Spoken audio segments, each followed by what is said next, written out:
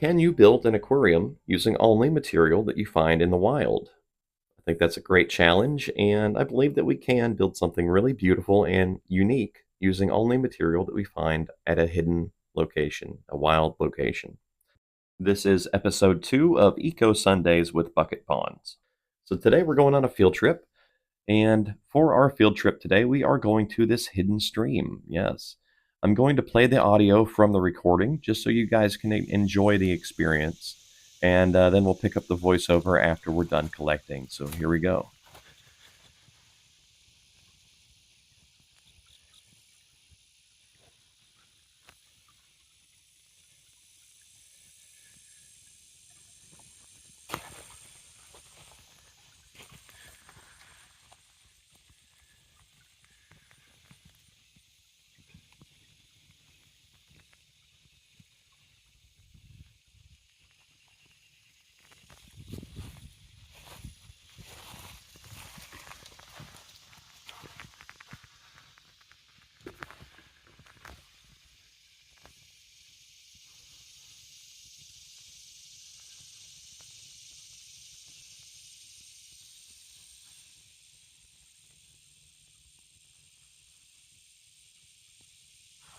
Yes, look. That is a wild bladder snail right there, you guys.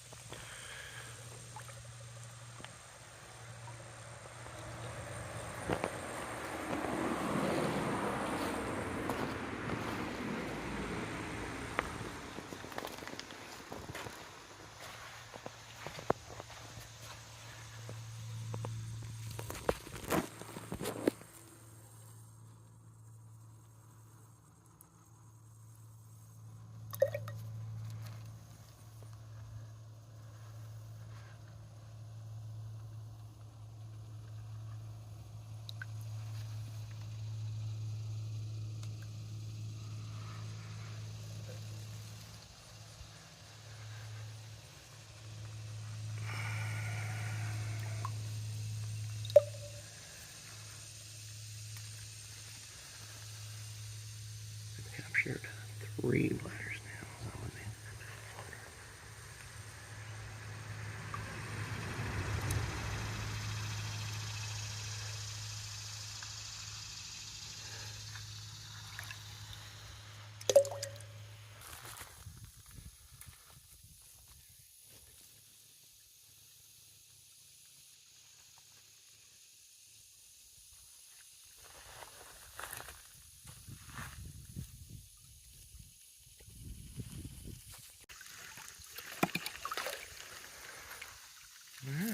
There's our jar.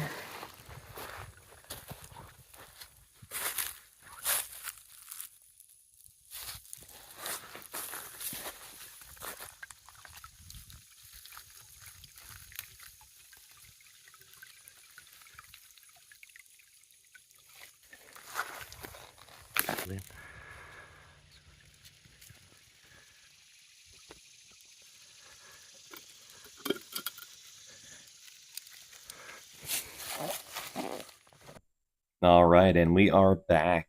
Yes, I hope that you made it through the long silence. That might have been a bad idea for my YouTube channel, but I'm really hoping that you guys will enjoy the quiet relaxation that I experienced while collecting those samples. So here's what we have assembled. I have a beautiful spiderwort plant, I believe. that we found on location. It was not submerged. It was growing on the wet bank, you could say. But it was there and it was in a wet, damp environment. So I think it will survive here in the tank, though a lot of these leaves that are submerged will fail, no doubt. Of course, we did find several different bladder snails, and they are very healthy individuals. That makes me really happy. Their shells are a bit dirty, and we might have to take a closer look. But these guys are very vigorous. They're healthy and very active little snails. So that's a good sign. Good signal that that stream has a rather healthy water quality, healthy environment, we'll say. And that's important. Yeah. Now, I did find some unusual creatures in here. I have no idea what this is. I collected some sand from the bank and some mud from under the water, hoping for things like this, but I have no idea what this guy might be. Some kind of beetle larva or something? I've never seen anything like this. It's buried down in the substrate a little bit, so I can't see it too well. But yeah, he's in here and he's mysterious, so that's interesting. And guys, I did assemble a half-gallon jar aquarium right there on location, and I think it came out really, really nice. Also, very interesting. Originally, Eco Sundays was going to be about ecospheres. That's why episode one is, spending a month building an ecosphere, building two of them actually. But when I took these samples and looking at them now, they are so interesting. There are little creatures in here, different types of microfauna that I've never seen.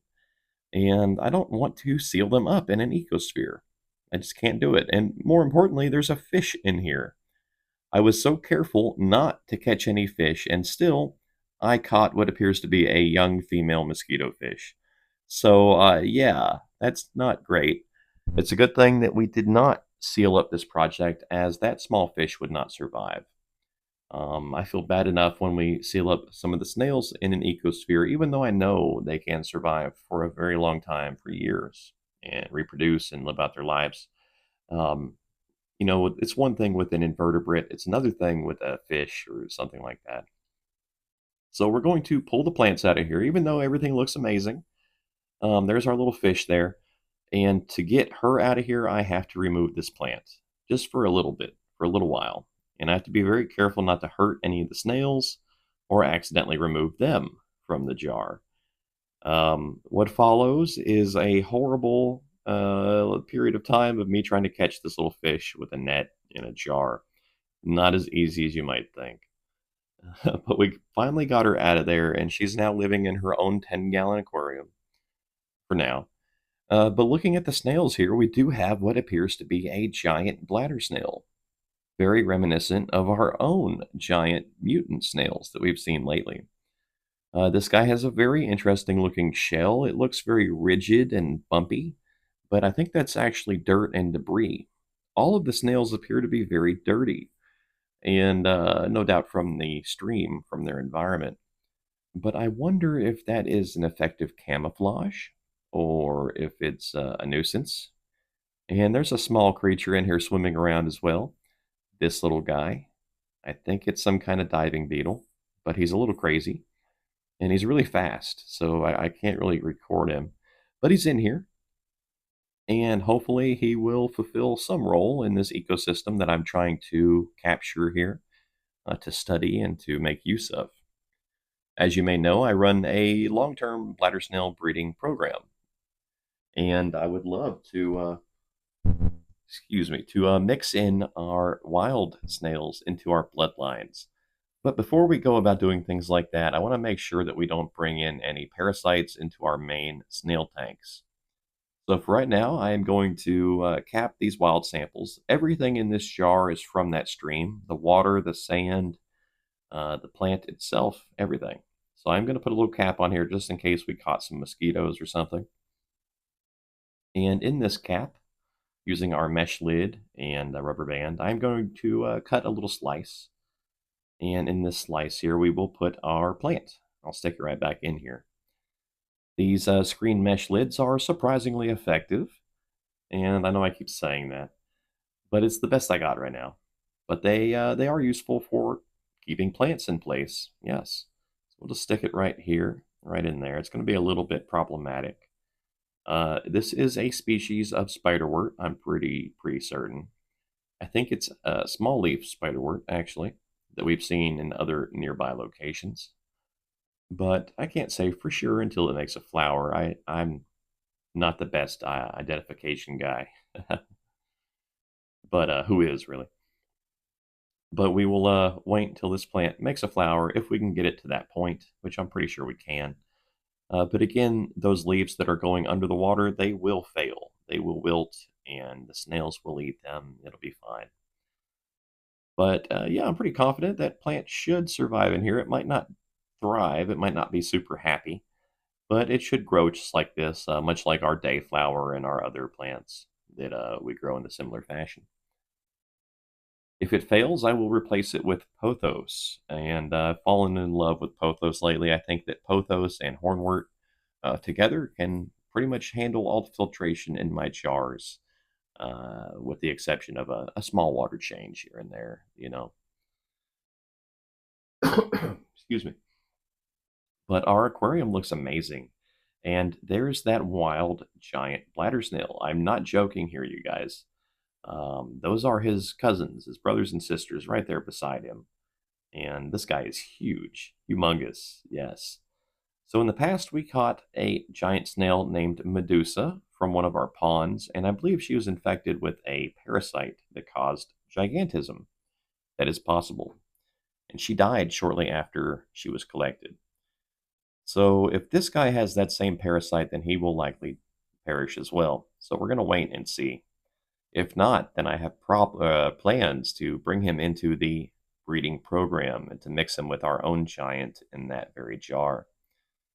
Of course, we also have the ostracod swarm here for any unnecessary insects that may appear in our wild samples, mosquitoes and drain flies and things like that. Our ostracods now eat meat as well, including insect flesh. So, yeah, any unwanted species, we'll say, can go into the ostracod aquarium. But yeah, guys, it looks great, and I'm pretty happy with it. Day two. I need a sound effect like bam, day two. The jar looks great. The water has cleared quite a bit.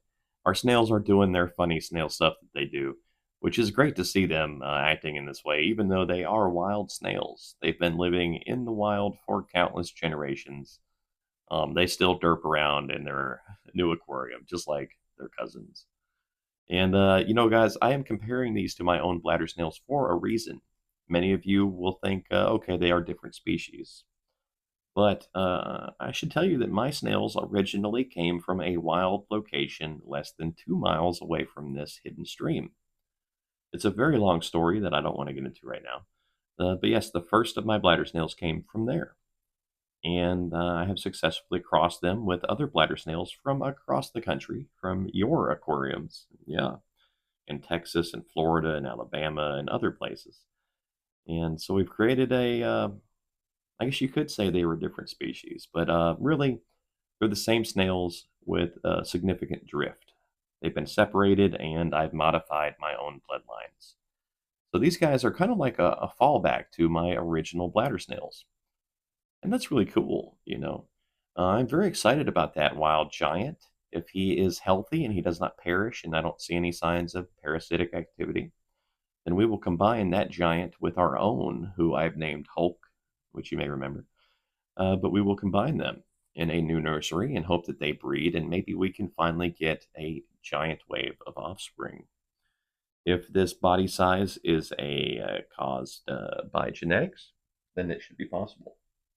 If it's caused by environmental factors or parasites, then that's a bit different. But yeah, I have big plans. If nothing else, these wild snails bring fresh DNA into our breeding population, our gene pool. And I have some ideas about these snails as well. I imagine that being in the wild has led them to develop different behaviors than what we would see in the aquarium. For instance, these guys should be very interested in hiding their eggs. My bladder snails will just lay their eggs all over the tank. They don't really care. If they're in the tank with certain fish, they will lay their eggs up above the surface of the water. Mosquito fish, for example, or hungry guppies. But yes, otherwise my snails do not care. But I imagine these wild snails, including this giant guy right here, I'm willing to bet they will hide their eggs very, very carefully. And I think that's a survival strategy. It would make sense for this behavior to develop in the wild. And I hope it happens. Yes.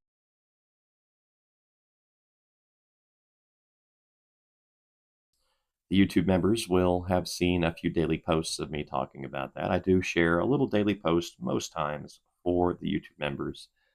And there's our own giant Hulk who I plan on crossing with this new individual if all goes well. We might get mantle extension, midnight body color, increased king size shell. I have plans. And here we are on day 6. Yes, day 6. I hope that I have had the microphone close enough to my mouth for you to hear me this whole time. But we have a label on the jar. We did add an air pump, just a simple little air stone with the flow turned way down. And the water has cleared completely, possibly due to that air pump. I wanted to make sure that we had a little bit of aeration in here just for the animals that can't breathe oxygen. The snails can, but some of those worms and things cannot. I feel like you guys are going to ask about the jar on the left, and I don't know. Let me know if you would like to see or hear more about that. We could make a short video about that as well. But our new wild aquarium looks amazing. Considering I only spent like a couple bucks on the jar. It's an old jar, I should mention.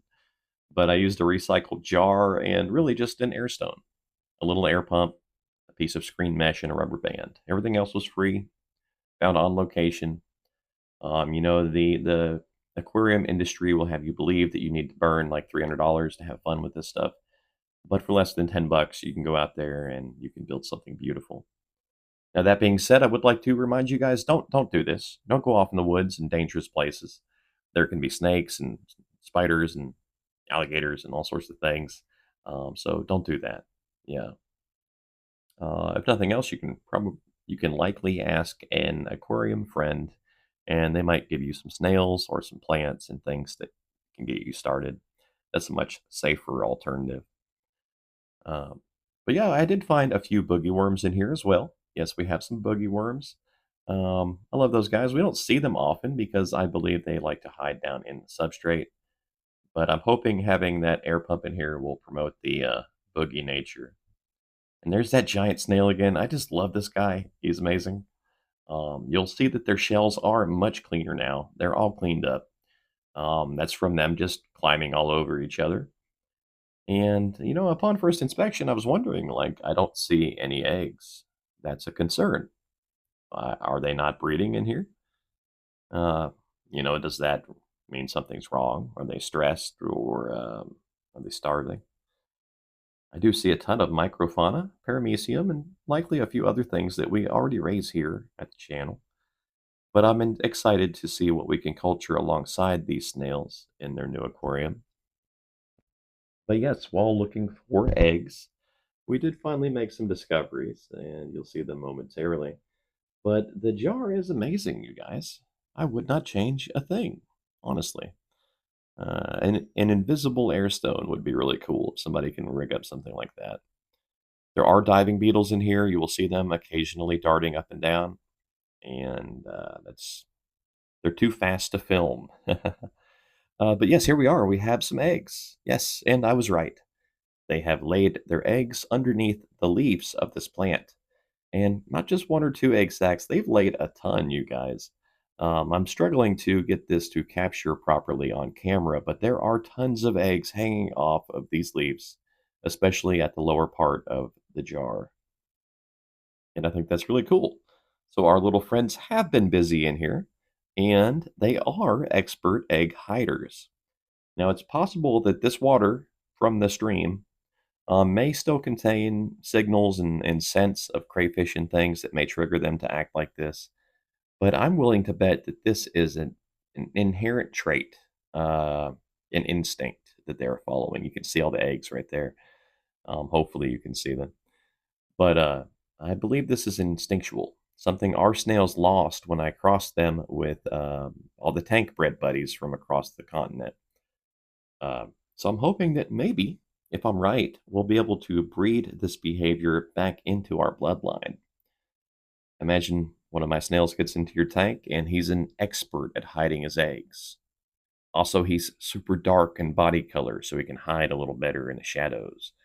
And maybe he prefers to eat algae over other foods, so you can't even cut your feeding schedule back. The evil Bucket Pond Snails will not give up. One day, one day. But that would be really cool if we can combine some of these traits, the mantle extension, even the body colors and stuff. You'll notice that all of the new wild snails here are pale white or gray. And I think that that might help them blend in a little bit better in their environment they were in, especially considering their shells were covered with like debris and dirt and stuff. I didn't even see them at first. I just happened to know the exact location where a bladder snail should be, and that's where they were. But yeah, guys, I am really thrilled about this build. It looks amazing. I've been wanting to put pictures of this all over Facebook and stuff, but I've been waiting for the video to be done so I could put it out. And I hope you guys are liking the series. I'm going to throw some cucumber slices in here. I have a new idea as well. We're going to try to impale one and pin it down to the bottom of the jar. I think that'll be really cool, and that might get their attention a bit more. Even though they are wild, they will not turn down a slice of cucumber, you guys. But I do hope that you like the new series. I plan on doing a video every Sunday where we'll either go out and visit a wild ecosystem. We'll capture just a small amount of material, very small, and build something. Build a jar or aquarium right there on location. I think that was really cool and a lot of fun. Otherwise, I might build some sealed ecospheres. One week we might just build an ecosphere for a new idea I had or something. But it's all about the wild ecosystems, the inherently constructed ecosystems. That's what the new series is focused on. And I hope that you guys understand the purpose of this video. We went out into the wild, we made an aquarium using sand and plants and stuff that we found out there. And it turned out beautiful with thriving population of bladder snails, who I definitely plan on bringing into the breeding program. Guys, usually I would cut to a little roll of names and stuff for the YouTube members and Patreon supporters. But lately, I've been trying to, I don't know, change that a little bit. I feel like I'm kind of putting you guys on the spot by putting your names out there and stuff. It doesn't seem cool to me. And I don't want to discourage any other members, but you guys know that you're amazing and that without you,